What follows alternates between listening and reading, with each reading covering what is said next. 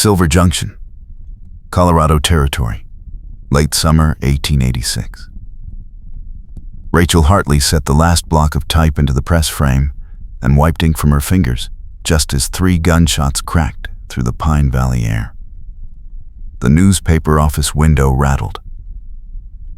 She ran to the door and saw half the town rushing toward the stage line office, where Malachi Thorne stood on the porch steps, his charming smile wide as he pointed down the street. Owen Lancaster walked slowly up the main street, his hands empty and raised, his weathered face calm despite the rifle barrels tracking him. Rachel knew Owen. He brought pelts to town twice a year, bought supplies, never caused trouble. He had quick grins and careful words. Malachi Thorne owned the stage line and half the buildings in Silver Junction. He smiled like honey and struck like a rattlesnake. I did not kill anyone. Owen stopped 20 paces from the crowd. Check my rifle. It has not been fired in 3 days. Thorne descended the steps, his polished boots clicking on wood.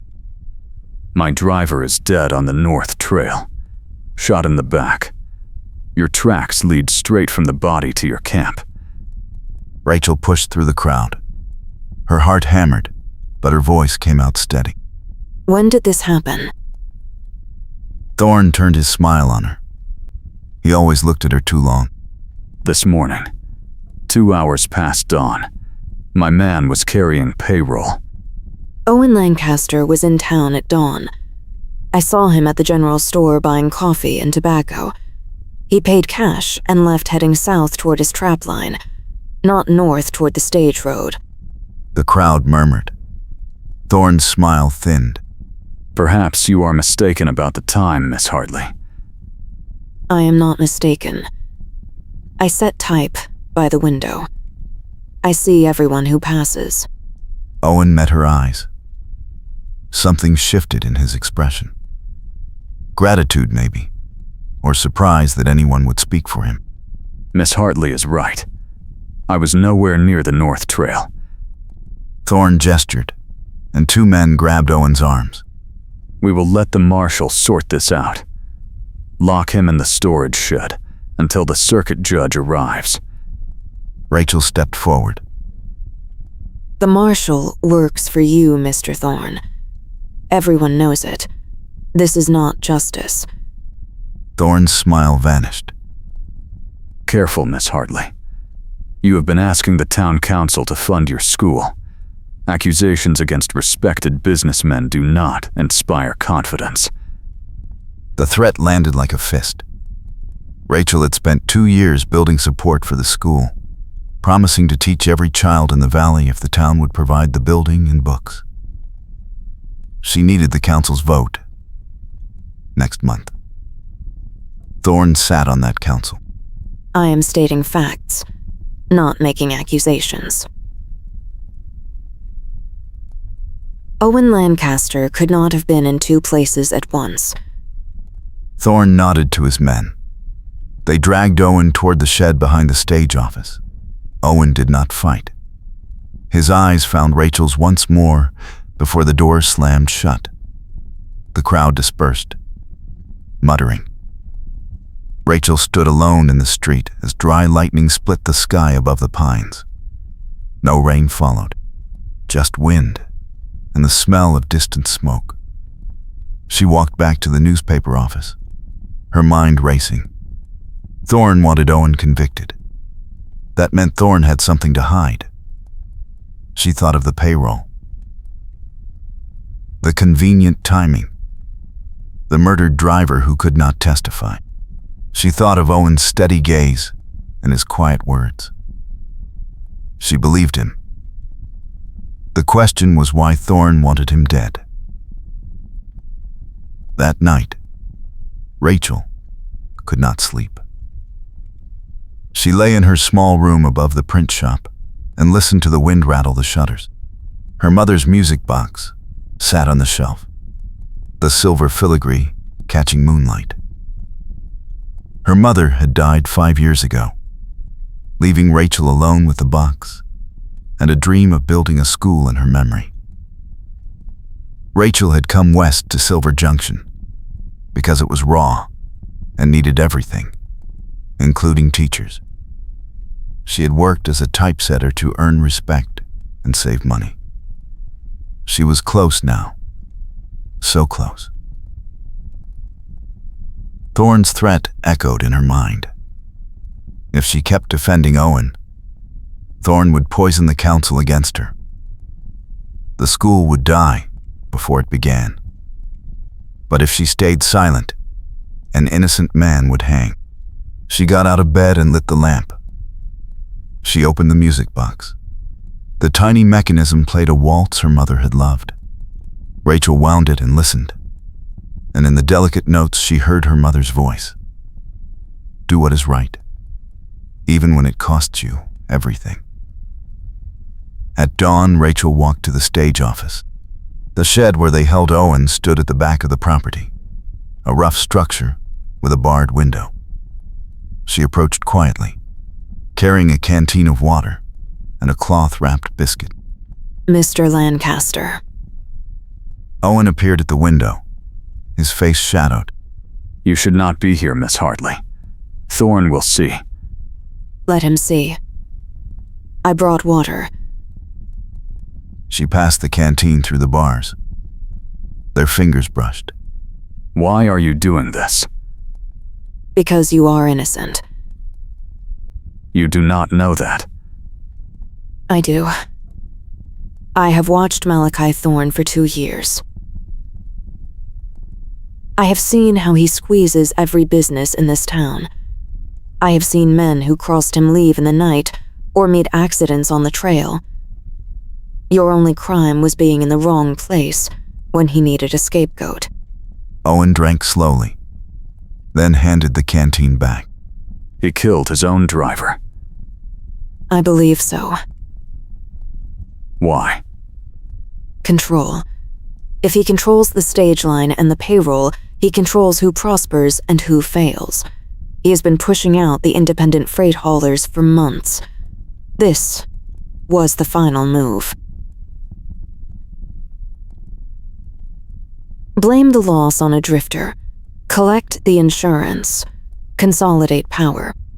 Owen leaned against the bars. You are sharper than most. I set type for the newspaper. I read every word that passes through this town. I see the patterns. Then you also see that speaking for me will cost you. Yes. Your school. Yes. Walk away, Miss Hartley. I have survived worse than a crooked stage boss. You cannot survive a noose. He held her gaze through the bars. Why risk everything for a stranger? Because if I let fear silence me, I am no better than the people who look away when Thorne crushes someone. And because my mother taught me that doing right matters more than doing easy. Owen smiled for the first time since his arrest, a slow grin that changed his whole face.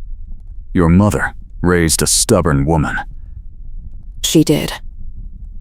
Now tell me everything you remember about yesterday morning. Owen recounted his movements. He had camped 3 miles south of town.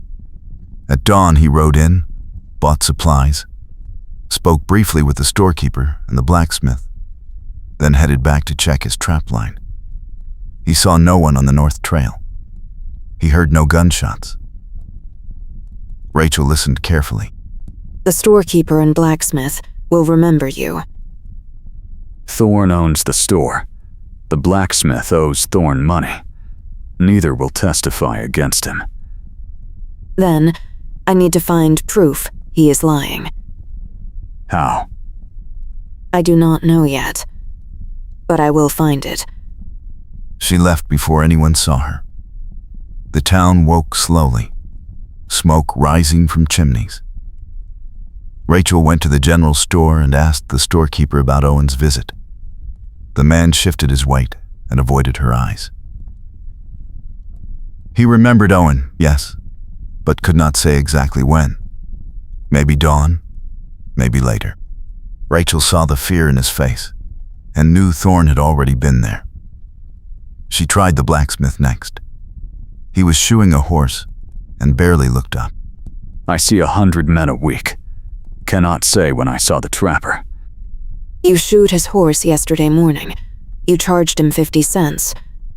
Maybe I did. Maybe I did not. Memory is a funny thing. Rachel left the forge frustrated. Thorne had locked down every witness. She needed something he could not control. She spent the day asking quiet questions. She learned that the murdered driver, a man named Coates, had worked for Thorne for 3 years. He was reliable and honest. Some said too honest. He had argued with Thorne 2 weeks ago about missing freight. The payroll Coates carried yesterday was significant. Nearly $2,000 in gold coin meant for the new mine payroll up north. Thorne claimed Owen stole it, but no one had found the gold, and Owen's camp held nothing but traps and pelts. By evening, Rachel had a theory, but no evidence. She returned to her room above the print shop and stared at her mother's music box. The answer had to be somewhere. Thorne was too careful to leave obvious tracks, but every lie had a crack. She wound the music box and listened. The waltz played, delicate and precise. She thought of her mother winding it every night, the ritual of music before sleep. Her mother had kept a journal, small notes about daily life. Rachel kept one too, a habit learned at her mother's knee. She opened her own journal and paged back to yesterday's date. She had noted the time Owen passed the window. 6:45 in the morning. She had noted it because she was setting the headline for that day's edition, and the clock on the wall chimed the 3/4 hour just as Owen rode past. She had also noted something else. At 7:15, Malachi Thorne rode out of town heading north. She had written it down because it was unusual.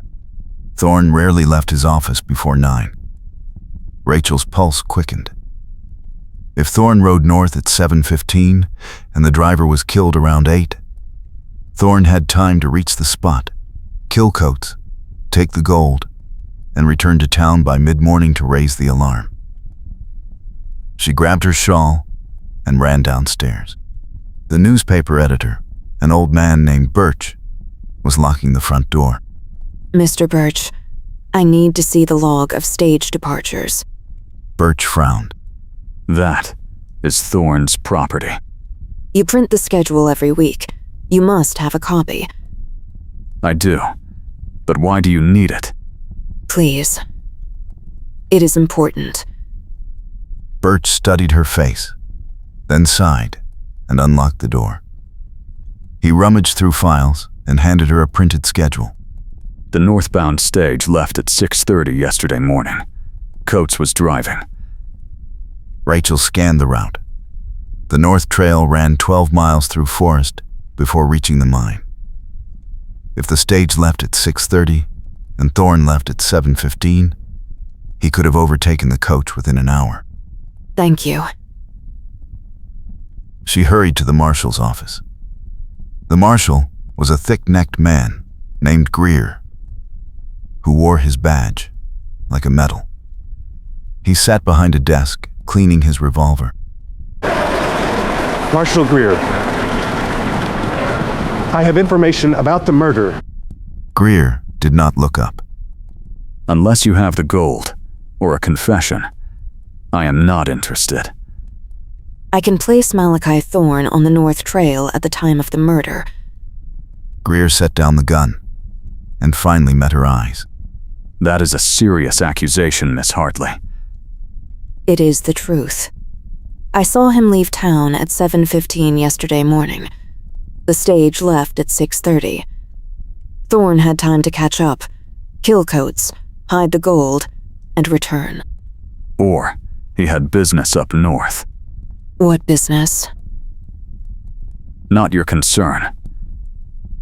Owen Lancaster was in town when the murder happened. I saw him. You already said that. One witness is not enough, especially when that witness has reason to lie. Why would I lie? You want that school. Maybe you think defending a trapper will make you look brave. Maybe you are just confused. Rachel's hands clenched. I am not confused. Go home, Miss Hartley. Let the law handle this. She left before she said something that would land her in a cell next to Owen. Greer worked for Thorne. The law was a tool in Thorne's hand. Rachel had no allies on the council, no leverage, and no proof Thorne would not dismiss as coincidence. She needed something irrefutable. That night she lay awake again, turning the problem over in her mind. The music box sat on the shelf, silver in the moonlight. Her mother had loved that box. It was the one thing of value she owned. A gift from Rachel's father before he died. Rachel had carried it west, keeping it safe through every rough stage ride and dusty trail. It was more than an heirloom. It was a promise. Build something good. Teach children. Make the world a little better. In the morning, Rachel visited Owen again. He looked tired, but calm. You are wasting your time, Miss Hartley. I am not. I have a theory. Thorne killed Coates and framed you. Everyone in town suspects that. Suspicion is not proof. I am working on proof. You should be working on your school. The school will not matter if I let an innocent man hang. Owen smiled that slow grin again. You are a stubborn woman. You said that yesterday. It bears repeating. Rachel handed him another biscuit through the bars. Tell me about Coates. Did you know him? I saw him around town. He seemed decent. Quiet. He argued with Thorne 2 weeks ago. About what? Missing freight. I think Coates discovered Thorne was skimming from shipments. I think Thorne killed him to silence him and blamed it on robbery. That makes sense. But how do you prove it? I do not know yet. Owen reached through the bars and touched her hand. You have done enough, Rachel. More than anyone ever did for me. Walk away before you lose everything. It was the first time he used her given name.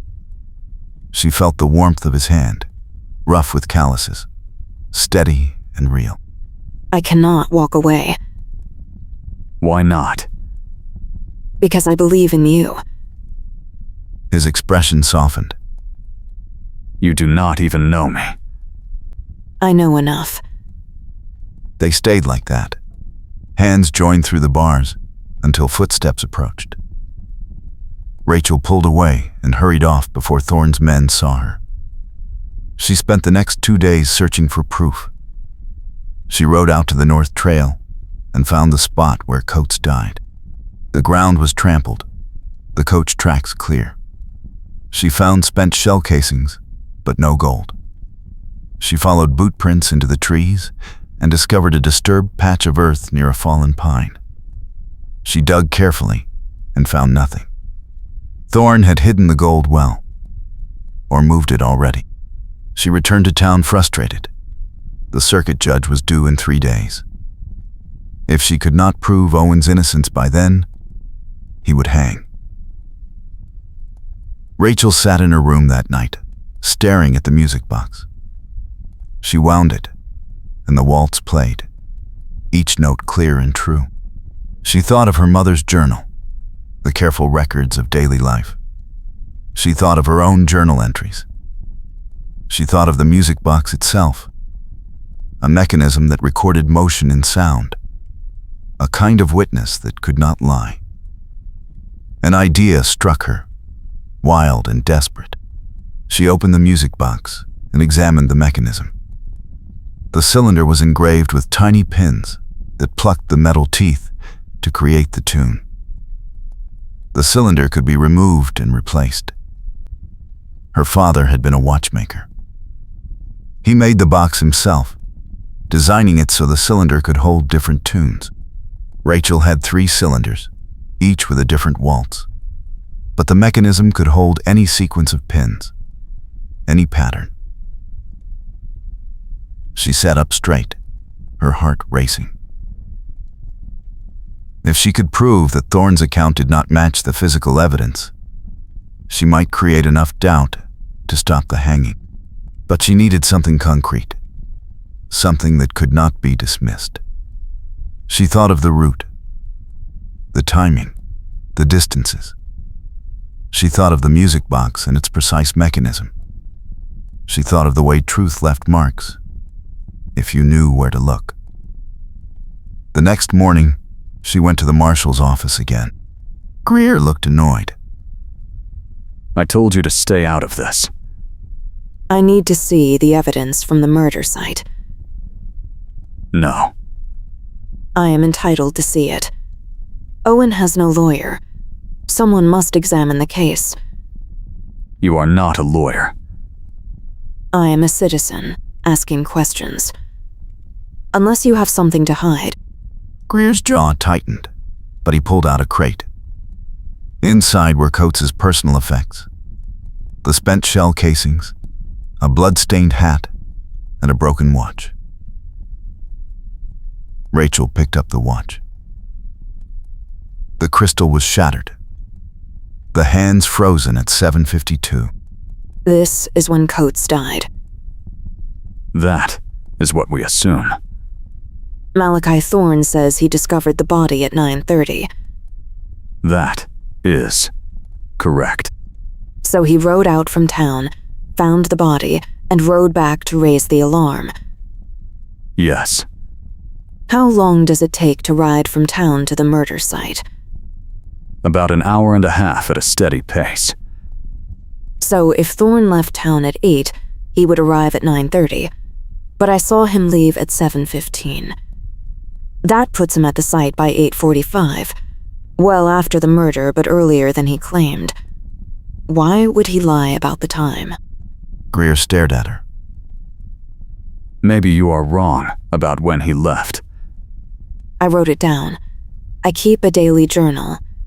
I noted the time because it was unusual. A journal is not proof. It is more than you have against Owen Lancaster. Greer's face darkened. Get out. Not until you answer my question. Why did Thorne lie about the time?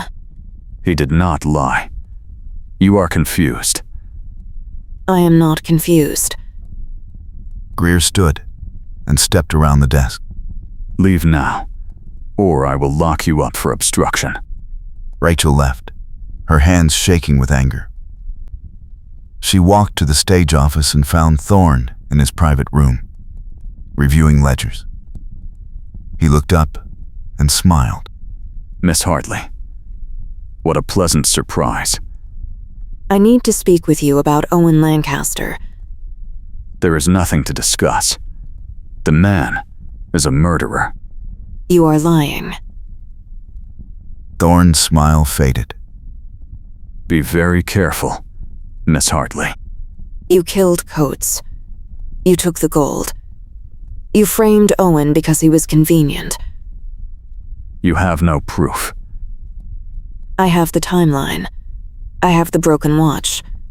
I have my journal. None of that will hold up against my word.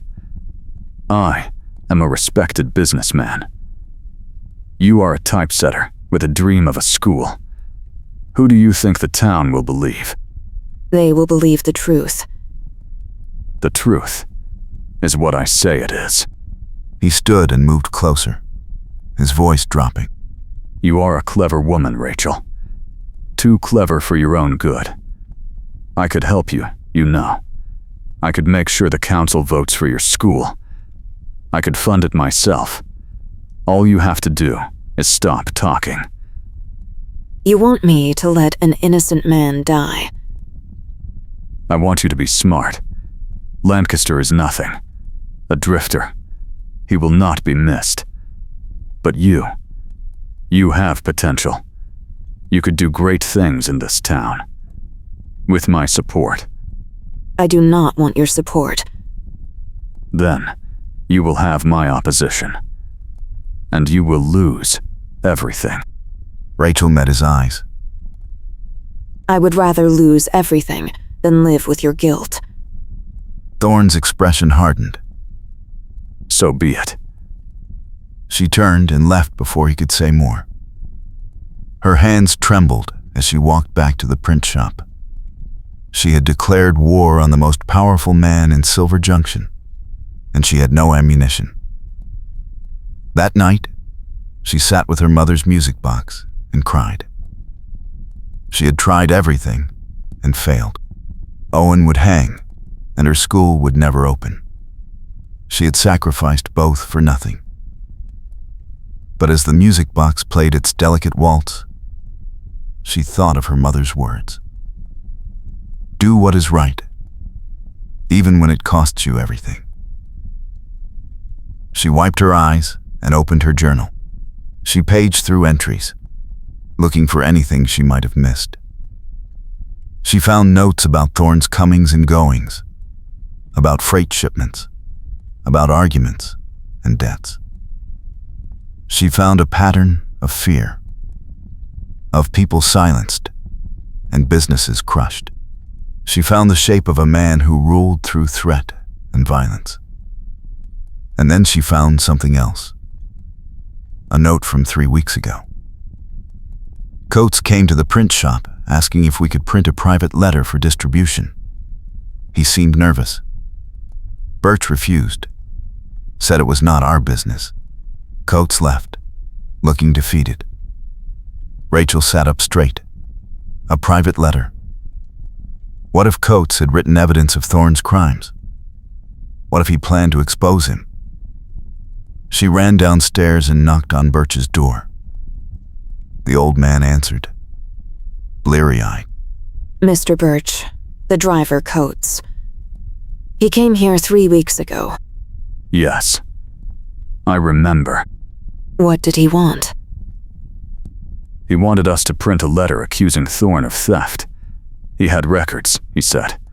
Proof that Thorne was skimming from shipments. What did you tell him? I told him to take it to the marshal. I did not want trouble. Did he? I do not know. He left, and I never saw him again. Where would he have kept the records? I have no idea. Rachel thanked him and hurried back to her room. If Coates had records, Thorne would have searched for them after the murder. But what if Coates hid them? What if they were still out there, waiting to be found? She thought of the stage office, the stables, the coach itself. She thought of Coates's habits, his roots, his life. And then she thought of the music box. Her father designed it to hold secrets. The cylinders could be removed, replaced, hidden. What if Coates had done something similar? What if he hid his evidence in plain sight, in something ordinary that no one would question? The next morning, Rachel rode out to the stage line stable. The coach Coates had driven sat in the yard, still stained with blood. She searched it carefully, running her hands over every surface, checking under the seats, examining the luggage racks. She found nothing. She searched the stable next, checking the stalls, the feed bins, the tack room. Nothing. Frustrated, she returned to town. She had 1 day left before the judge arrived. Owen would be tried and convicted on Thorne's word, and there was nothing she could do to stop it. She sat in the church that evening, alone in the empty space. The building was rough, hand-built by homesteaders, but it had good bones. She had imagined turning the back room into a classroom, filling it with desks and books and the sound of children learning. Now that dream felt like dust. She heard footsteps and turned. Owen stood in the doorway, flanked by two of Thorne's men.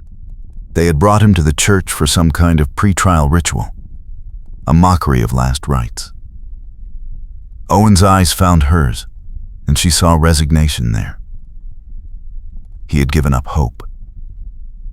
The men locked him in the front pew and left to smoke outside.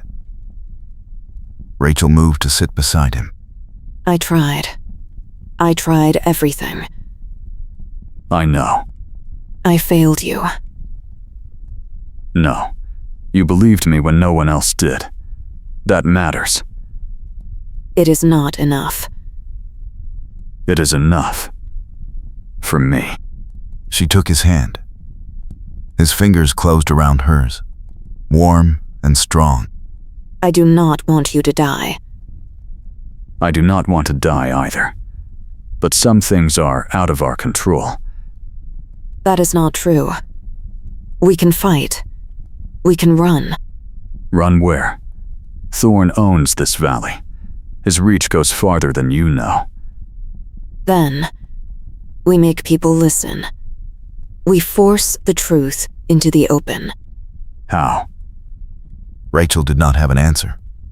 They sat in silence, hands joined, while the sun set outside.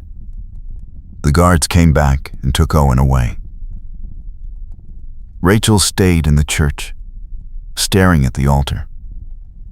She thought of her mother's music box, the mechanism that turned silence into sound. She thought of the way truth could be hidden in plain sight, encoded in patterns only the careful would see. And then she understood. She ran back to her room and grabbed the music box. She opened it and removed the cylinder, examining the pins.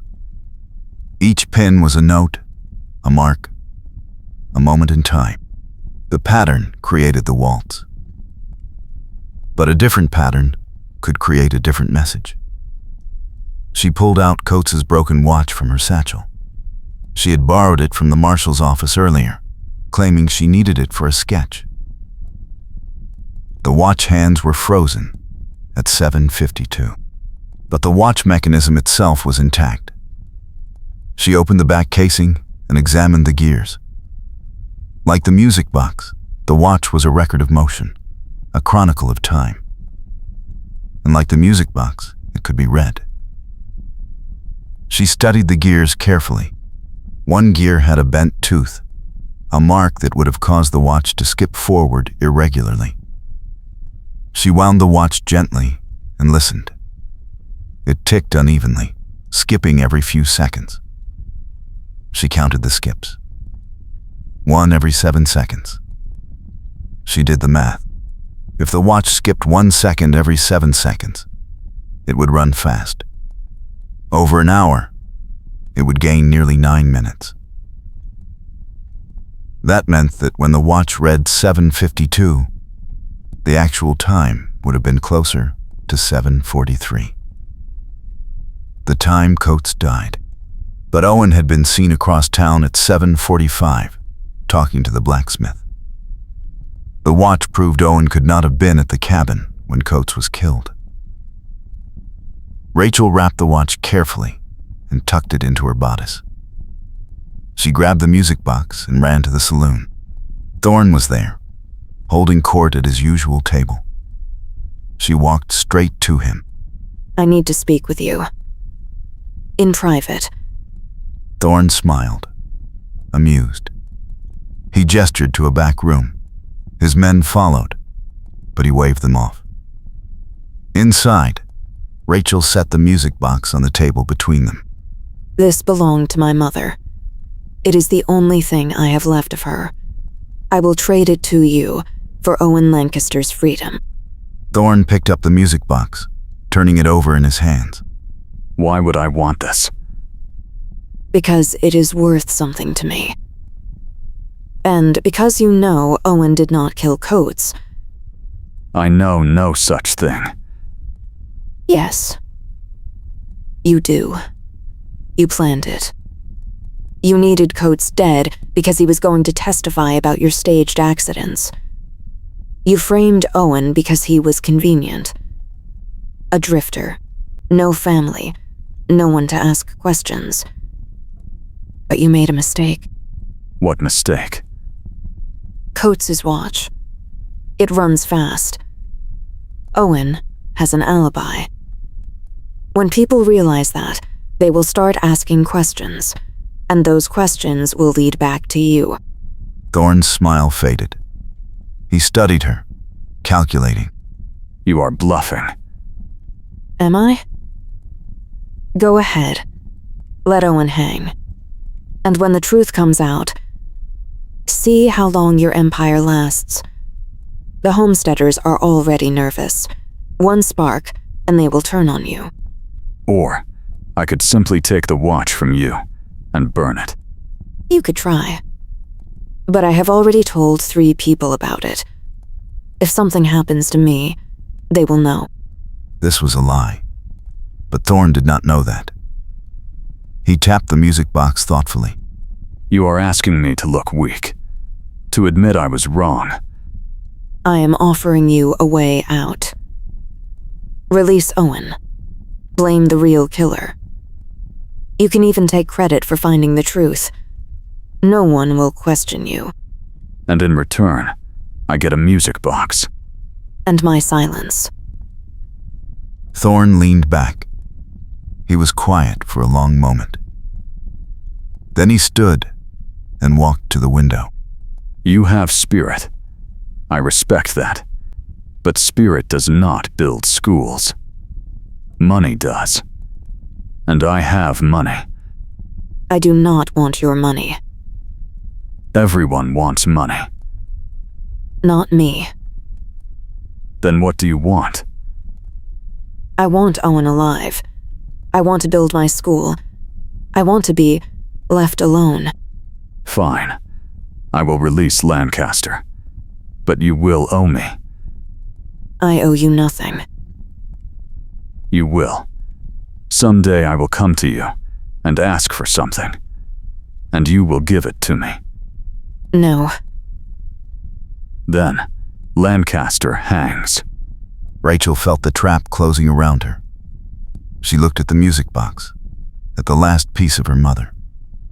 She thought of Owen, locked in a cell, waiting to die. All right. One favor. Nothing illegal. Nothing that harms anyone. Agreed. Thorne extended his hand. Rachel shook it, hating herself. Thorne picked up the music box and walked out. Rachel stood alone in the room, trembling. She had saved Owen, but at what cost? She left the saloon and went to the marshal's office. Thorne was already there, talking to the deputy. He looked at Rachel and smiled. I have reviewed the evidence. It appears there was an error in the timeline. Owen Lancaster could not have been at the cabin when Coates died. I am releasing him immediately. The deputy unlocked the cell. Owen stepped out, confused. He saw Rachel, and his confusion deepened. Lancaster, you are free to go. My apologies for the inconvenience. Owen did not move. He looked at Thorne, then at Rachel. What happened? I will explain outside. They left together. Outside, the street was quiet. Rachel told him everything. The watch, the trade, the favor she now owed. Owen listened in silence. When she finished, he took her hands. You should not have done that. I had no choice. There is always a choice. Not for me. Not when it comes to you. Rachel. Do not. Do not tell me I made a mistake. Do not tell me I should have let you hang. Because I could not. I will not. Owen pulled her close. I am not angry. I am grateful. But I am also terrified of what Thorn will ask for. We will deal with it when it comes. How? Together. Rachel leaned into him, letting herself feel safe for the first time in days. The town around them was settling into evening. Lanterns flickered in windows. Somewhere a dog barked. The world kept turning, indifferent to their small drama. But they were alive. They were together. That was enough. The next day, Rachel went back to work at the newspaper. The editor asked her about the school. She told him it was still planned, still happening. She did not tell him about Thorn or the favor. She set type and printed handbills and tried to forget. Owen found work at the sawmill. He kept his head down and did not talk about the arrest. People whispered, but no one said anything to his face. Thorn had declared him innocent, and Thorn's word was law. 2 weeks passed. The town returned to normal. Rachel and Owen saw each other every evening. They walked by the creek and talked about the future. Owen wanted to buy land, build a cabin. Rachel wanted to finish raising money for the school. They did not talk about Thorn. One night, as they sat by the water, Owen turned to her. Do you ever think about leaving? Leaving Silver Junction? Yes. Starting over somewhere new. Somewhere Thorn does not have power. Every day. Why do you stay? Because this is my home. Because I made a promise to build a school. Because running away does not solve anything. Sometimes it does. Do you want to leave? No. But I would. If you asked. I will not ask. Why not? Because you would resent me. Because I would resent myself. We stay, and we fight, and we build something worth keeping. Even if Thorn comes calling? Even then. Owen nodded slowly. He took her hand. You are the bravest person I know. I am terrified all the time. That is what makes you brave. Rachel smiled. She leaned against him, watching the water flow past. The creek was clear and cold, fed by snowmelt from the high peaks. It would run all summer, through the dry months, sustaining the valley. She thought of her mother's music box, now sitting on Thorn's desk. She thought of the tiny pins that turned silence into music. She thought of the choices she had made, the costs she had paid. And she thought of Owen, solid and warm beside her. It was enough. It had to be. Summer deepened. Rachel raised enough money to begin construction on the school. Owen helped with the building, along with a dozen other men from town. They framed the walls and raised the roof. By late August, the school had walls and windows. Rachel stood inside the empty room and imagined children at desks, learning to read. It felt real now. Possible. Thorn came to see it one afternoon. He walked through the unfinished building, hands clasped behind his back. Impressive. You actually did it. I told you I would. People tell me many things. Few follow through. I am not most people. No. You are not. He walked to the window and looked out at the valley. I am leaving Silver Junction. What? I have business elsewhere. The stage line is growing. I need to be in Denver. When are you leaving? next week. And the favor you are owed? I release you from it, Why? because you earned it. You built your school. You kept your word.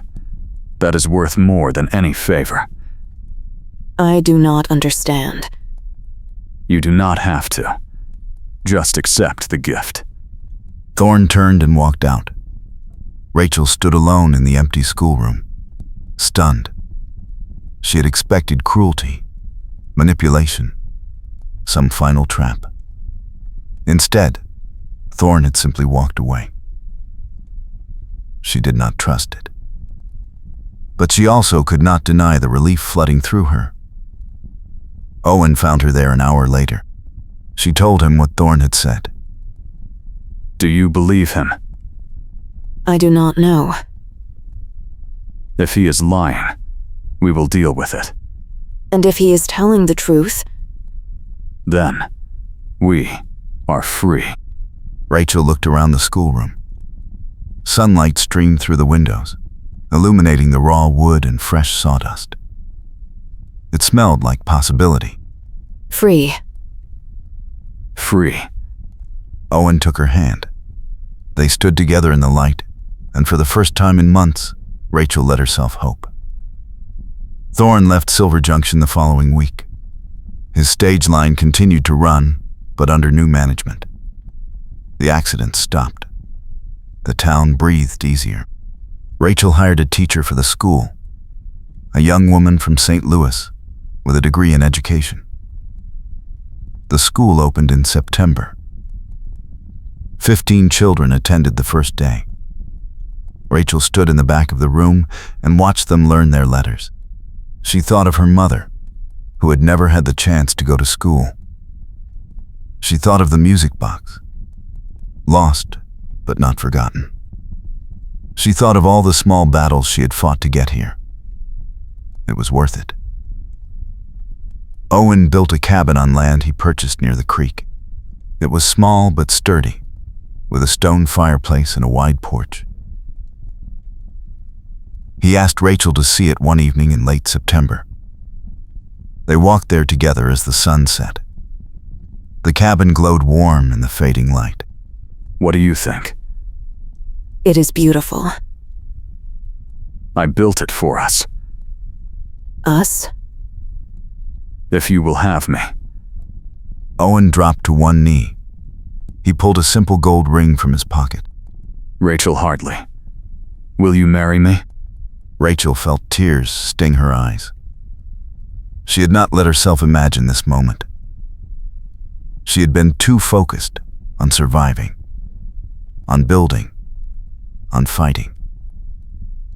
But now, with Owen kneeling before her in the cabin behind him, and the valley stretching out in all directions, she let herself feel it. Joy, pure and uncomplicated. Yes. Yes? She and the warned Randant Rekthing, one souter said, they were place at the time. The warned the wind stas but that we year in Luch coims.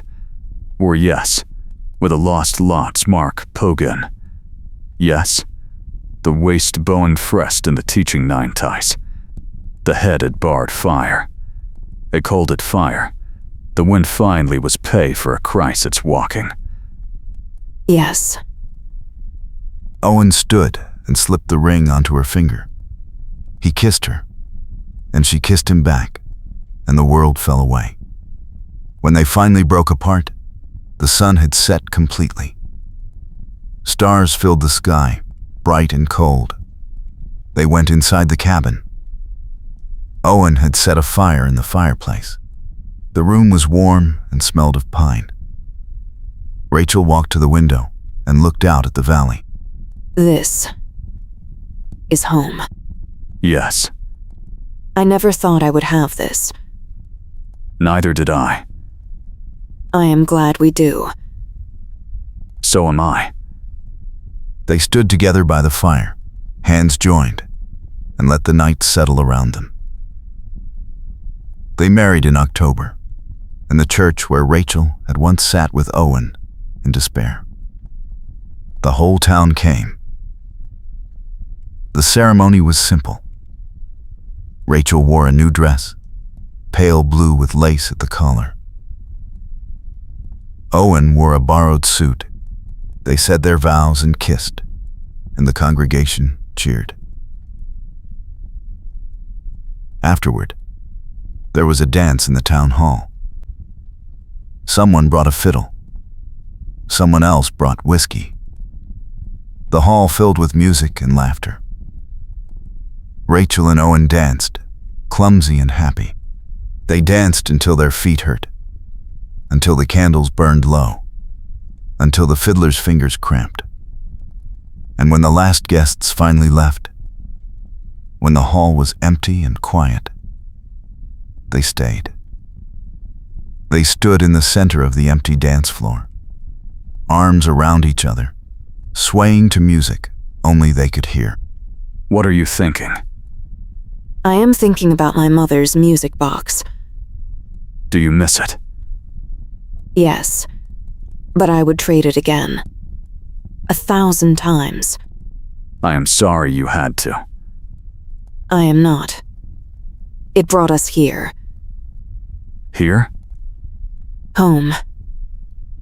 Is that what this is? Yes. You are my home.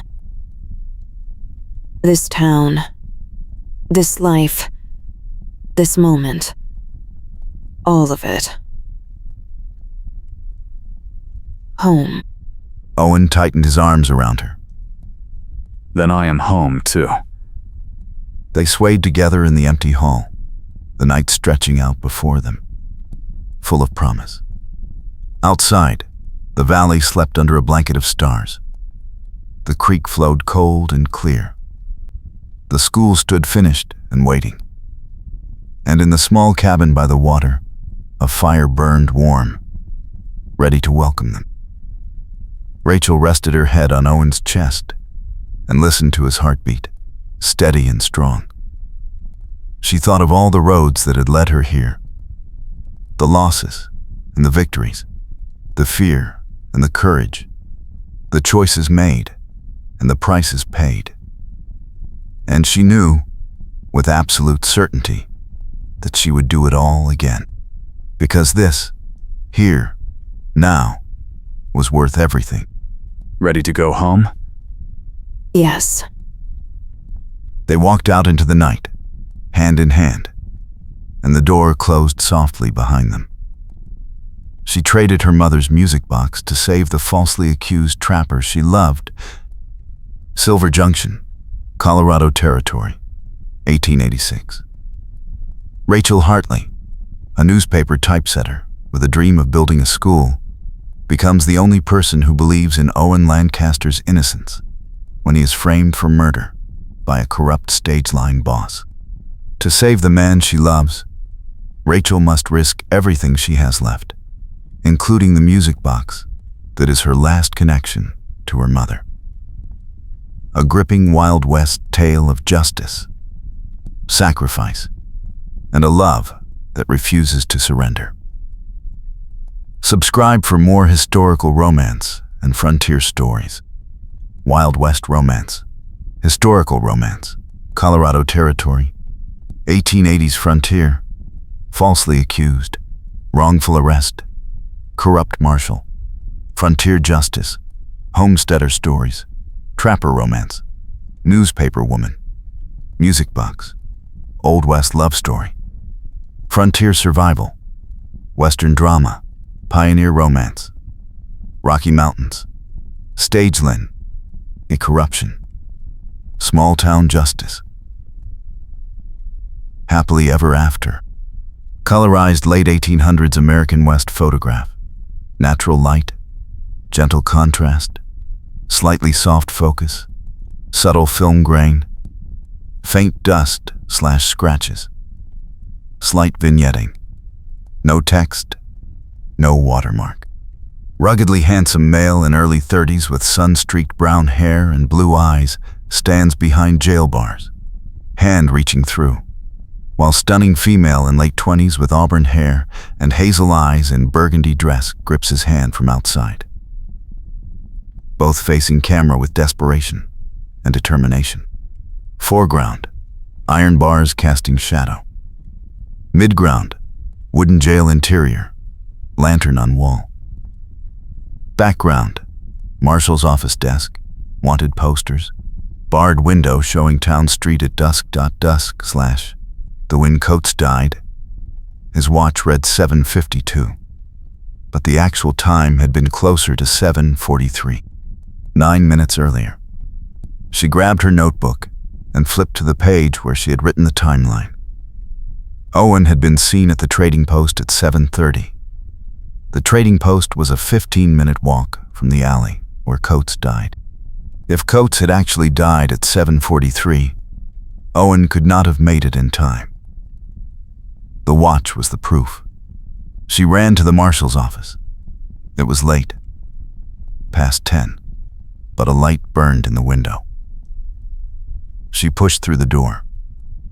Marshal Garrett sat at his desk, a bottle of whiskey open beside him. I need to show you something.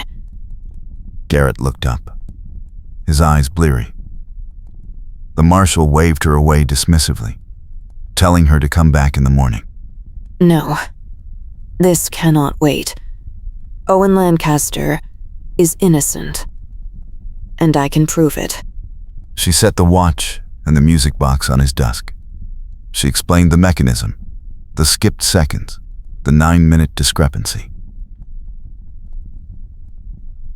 Garrett stared at the items, his expression unreadable. Then he reached for the watch and examined it closely. He wound it and listened. His face hardened. The marshal asked her where she got the watch. From your evidence drawer. I borrowed it yesterday. Garrett stood abruptly. He told her this changed nothing, that Thorne would never accept it, that she was wasting her time. But his voice lacked conviction. Rachel pressed harder. You know Thorne is behind this. You know he is using you.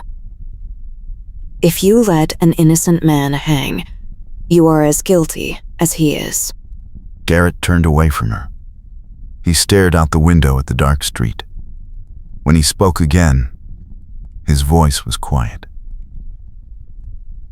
The marshal admitted he had suspected Thorne from the start, but he had no proof, and Thorne had threatened his family. Rachel felt a surge of hope. Then help me. Together, we can stop him. Garrett shook his head. He said Thorne controlled the stage line, the bank, half the businesses in town. Even if they proved Owen innocent, Thorne would find another way to destroy them both. Rachel picked up the music box. My mother gave me this. It is the only thing I have left of her. But it is also proof that truth can be found in the smallest details, if you are willing to look. I am willing to risk everything for that truth. Are you? Garrett met her eyes. For a long moment, he said nothing. Then he nodded once. The marshal told her to meet him at the church at dawn. He would bring Owen and the evidence. They would confront Thorne in front of the whole town. Rachel left the office, her heart pounding. She went back to her room and packed her satchel. If this went wrong, she would need to run. She included the music box, her notebook, and a change of clothes. She lay down on her bed, but did not sleep. Every sound outside her window made her jump. At dawn, she walked to the church. The sky was pale gray, the air cool and still. A small crowd had already gathered in the square. Word had spread that something was happening. Rachel saw Owen being led from the jail by Garrett.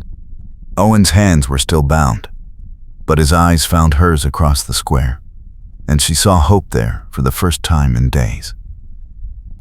Thorne arrived moments later, stepping down from his stagecoach with 2 of his men.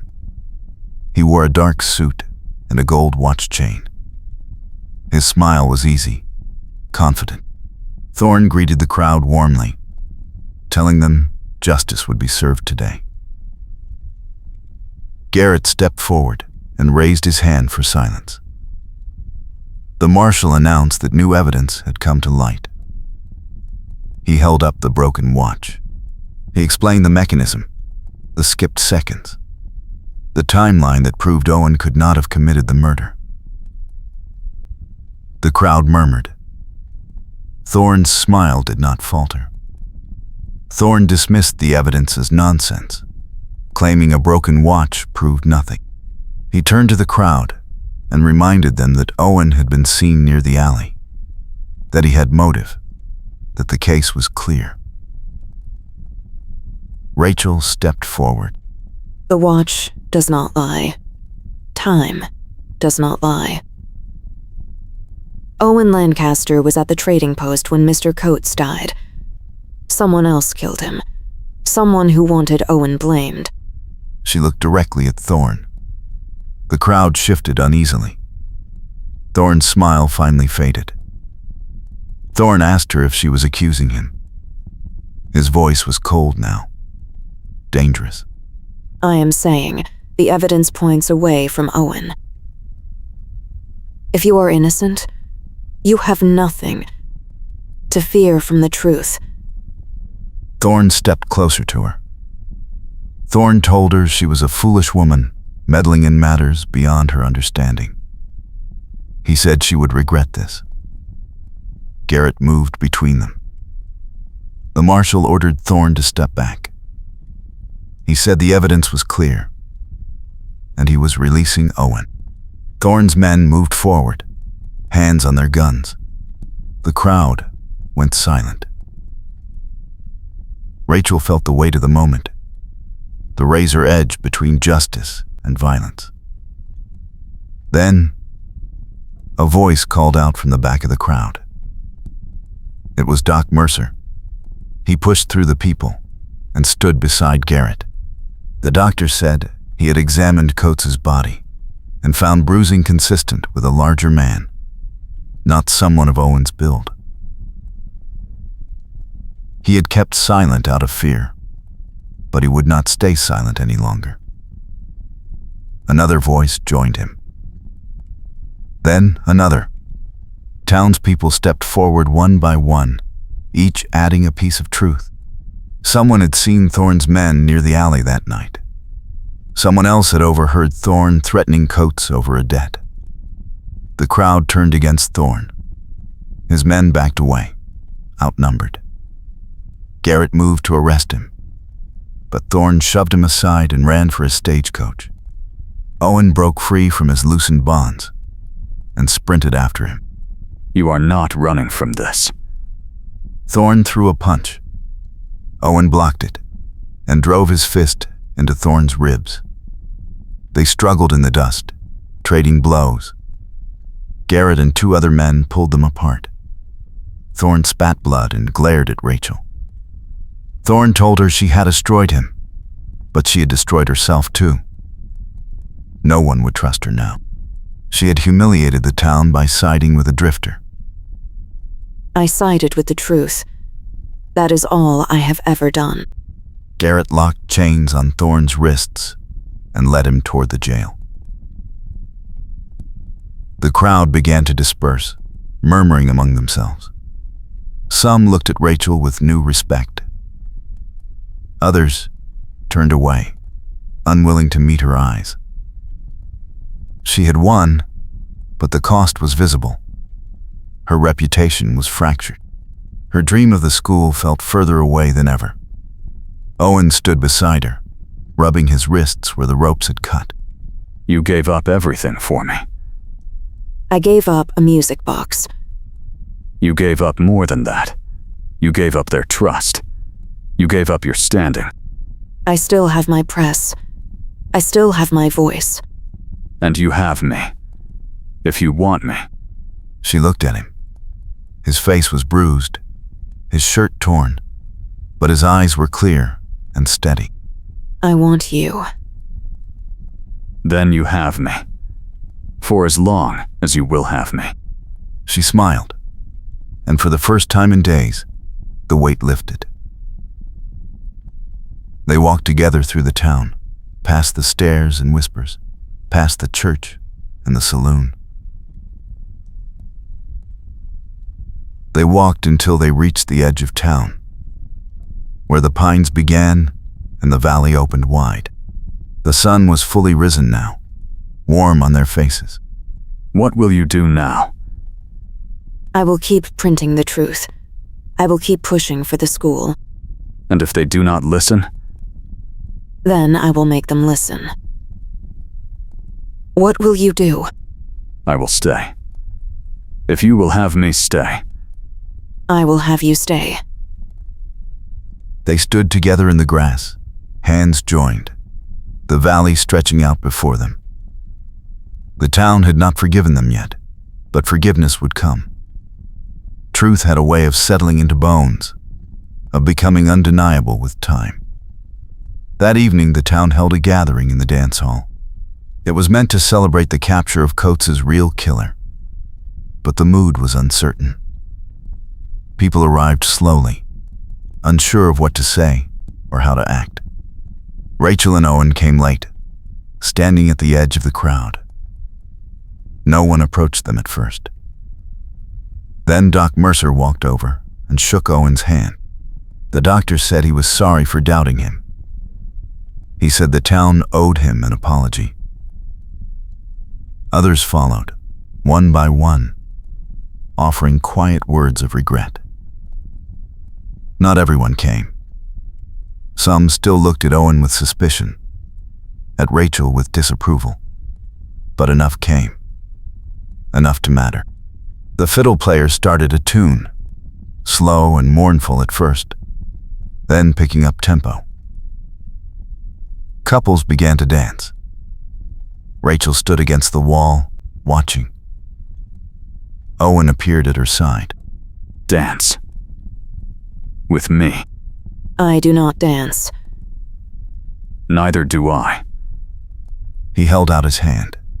She took it. They moved onto the floor, awkward and uncertain, finding the rhythm together. The music swirled around them, and the room faded. It was just the two of them, turning in slow circles, learning each other's steps.